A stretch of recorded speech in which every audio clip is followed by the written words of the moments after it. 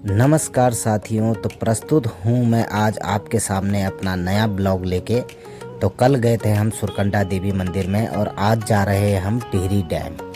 तो हम आपको टिहरी डैम के बारे में संपूर्ण जानकारी इस वीडियो के माध्यम से बताएंगे और बताएंगे आपको कि टिहरी डैम कैसा दिखता है, कैसा लगता है और यहाँ घूमने का अपना ही अलग एक अंदाज है और आप लोग भी यहाँ घूमने के लिए आ सकते हैं। तो देखें मेरे वीडियो को अंत तक और सुनिए टिहरी डैम की संपूर्ण जानकारी। तो साथियों, सर्वप्रथम तो मैं कहना चाहूँगा कि अगर आप मेरे इस YouTube चैनल को देख रहे हो तो मेरे इस YouTube चैनल को सब्सक्राइब करें, लाइक करें, शेयर करें और अपना बहुमूल्य कमेंट दें। और मैं बात कर रहा था टिहरी डैम के बारे में, तो आपको बताना चाहूँगा कि टिहरी बांध रोमांचक और इंजीनियरिंग प्रेमियों के लिए एक शानदार गंतव्य स्थान है। आपने कभी सोचा नहीं होगा कि क्या आपने कभी सोचा है कि किसी ऐसी जगह की यात्रा करना कैसा होगा। यहाँ रोमांचक और इंजीनियरिंग की अद्भुत कला का संगम हो सकता है। एक ऐसी जगह जहाँ आप प्रकृति की सुंदरता और प्रौद्योगिकी की शक्ति का एक साथ आनंद ले सकते हैं। एक ऐसी जगह जहां आप दुनिया के सबसे बड़े और ऊंचे बांधों में से एक को देखना आपका सौभाग्य हो सकता है। हम बात कर रहे हैं उत्तराखंड के टिहरी जनपद में स्थित टिहरी झील के बारे में, जिसको टिहरी डैम के नाम से जाना जाता है। दुनिया के सबसे बड़े और ऊंचे बांधों में से एक यह बांध भारत के कुछ सबसे रोमांचक जल क्रीड़ा का लुत्फ उठाने के लिए एक महत्वपूर्ण स्थान है। अगर आप उत्तराखंड आए हो और टिहरी डैम में घूमना चाहते हो तो टिहरी बांध की यात्रा अवश्य करनी चाहिए आपको। टिहरी बांध न केवल एक जल विद्युत परियोजना है बल्कि लाखों लोगों के लिए बिजली उत्पन्न करने वाला भी एक डैम है और साथ ही यह पर्यटक स्थल का भी एक मुख्य केंद्र है जो सभी उम्र और इसमें रुचि रखने वालों के लिए विभिन्न प्रकार की गतिविधियों का आकर्षण प्रदान करता है। इस लेख में हम आपको टिहरी बांध के बारे में सब कुछ बताएंगे, इसका इतिहास, इसकी विशेषताएं, इसके लाभ और इसके आकर्षण का केंद्र। हम आपको टिहरी बांध तक पहुंचाने के तरीके, यहाँ घूमने का सबसे अच्छा समय, इसके आसपास देखने लायक स्थान और इससे क्या उम्मीद की जा सकती है, इसके बारे में आपको कुछ सुझाव भी देंगे। इस लेख के अंत तक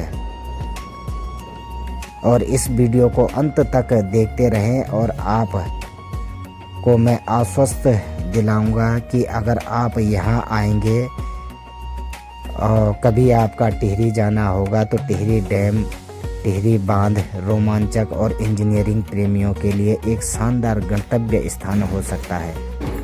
यदि आप टिहरी डैम आए हो या टिहरी डैम आने का प्लान है तो यहाँ एक बार ज़रूर आइए। आपको इस यात्रा की शुरुआत करनी चाहिए या आपको इसकी यात्रा ज़रूर करनी चाहिए।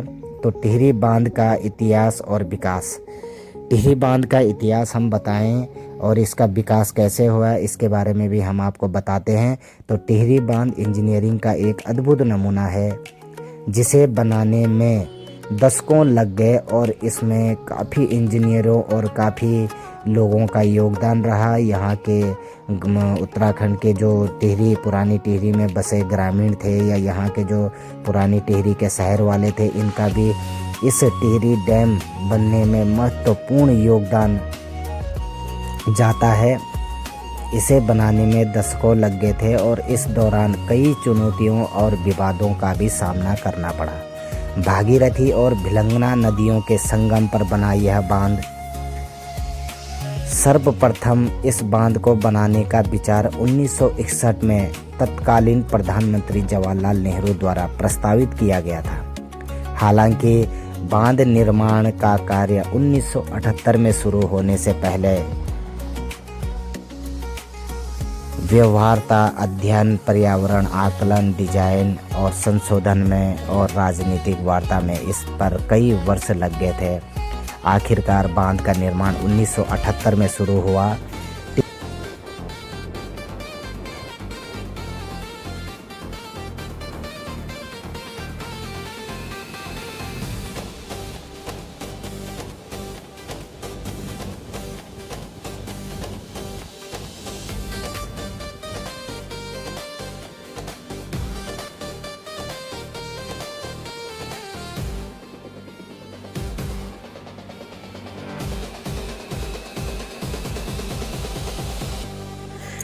टिहरी बांध का निर्माण करना आसान काम नहीं था। इसमें हजारों लोगों और उनके घरों से उनको विस्थापित करना, सैकड़ों गांवों और मंदिरों को जलमग्न करना, जंगलों को काटना, नदियों का मार्ग बदलना, चट्टानों को तोड़ना और उस पर पहाड़ों पर सुरंगें बनाना शामिल था।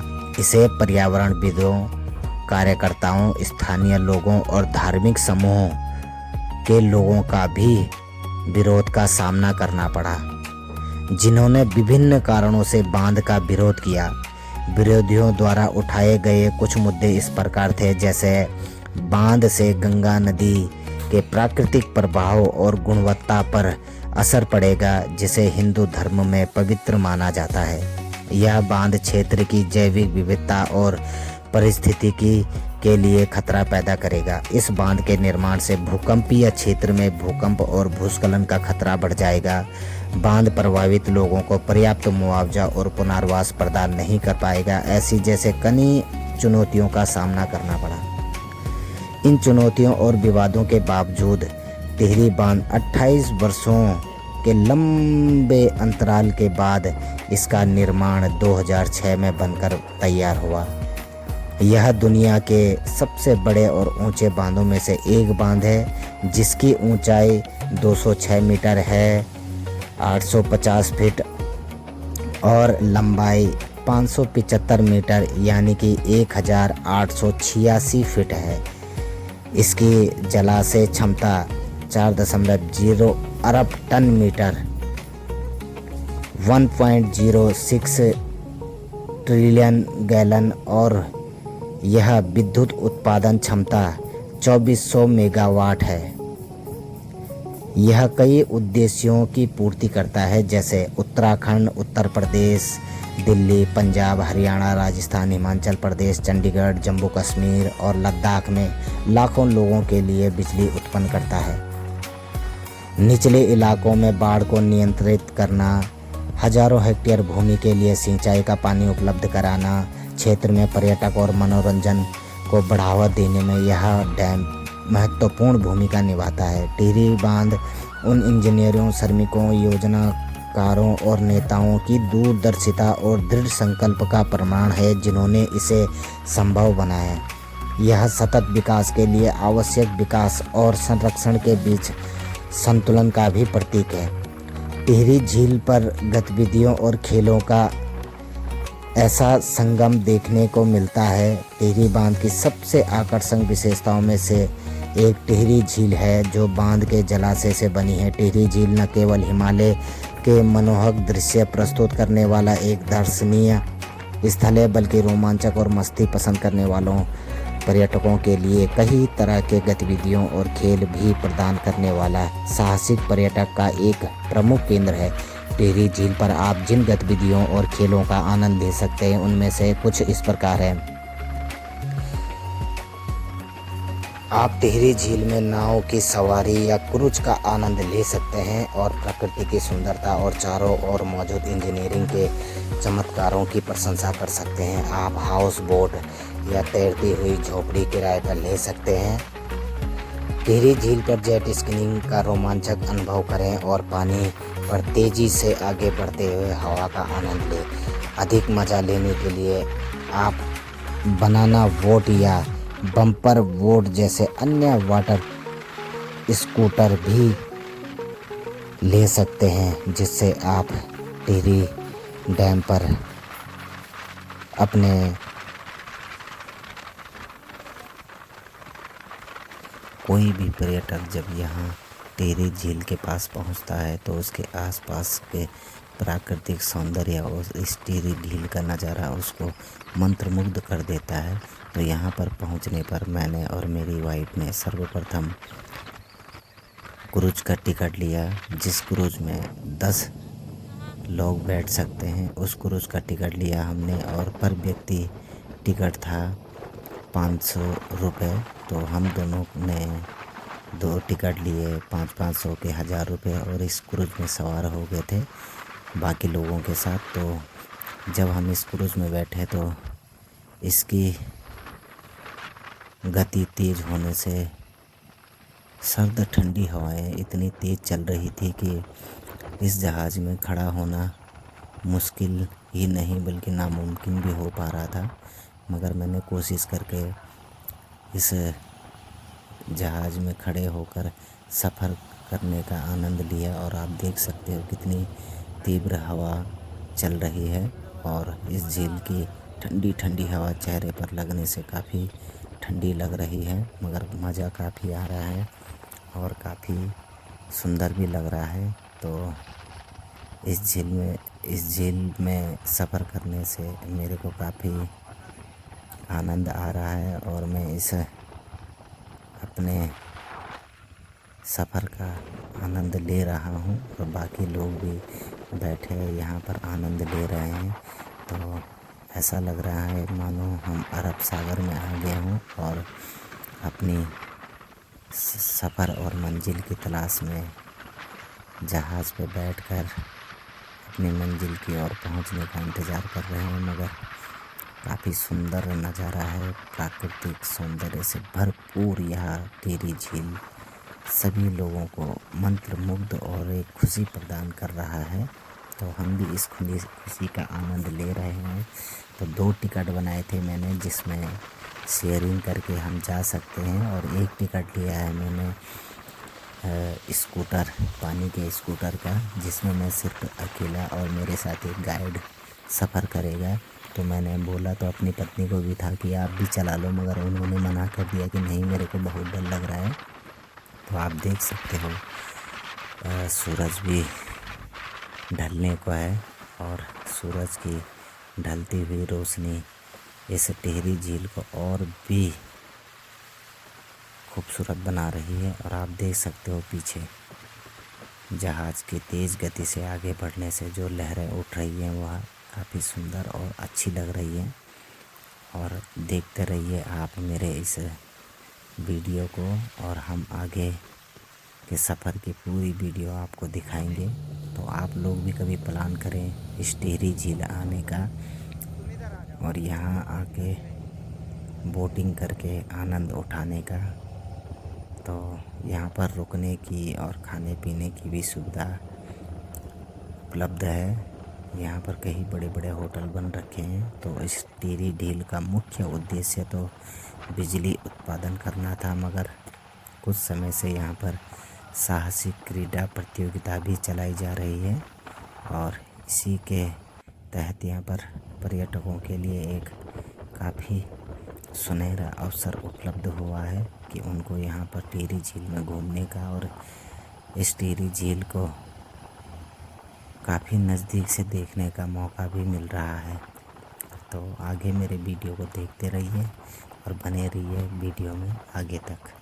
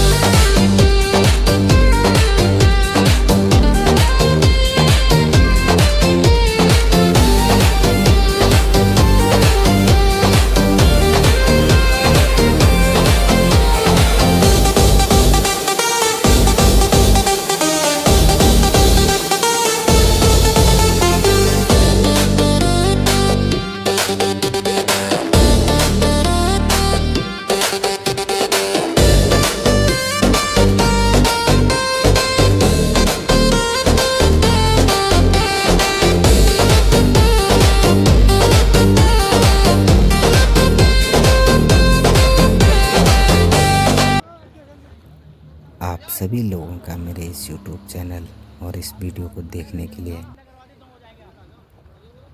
दिल की गहराइयों से धन्यवाद। और कैसा लगा मेरा यह वीडियो आप लोग कमेंट कर ज़रूर बताएं। और मेरे इस वीडियो को शेयर, लाइक, कमेंट और सब्सक्राइब करना न भूलें। मेरे इस यूट्यूब चैनल को सब्सक्राइब करें। जय हिंद, जय भारत, जय उत्तराखंड।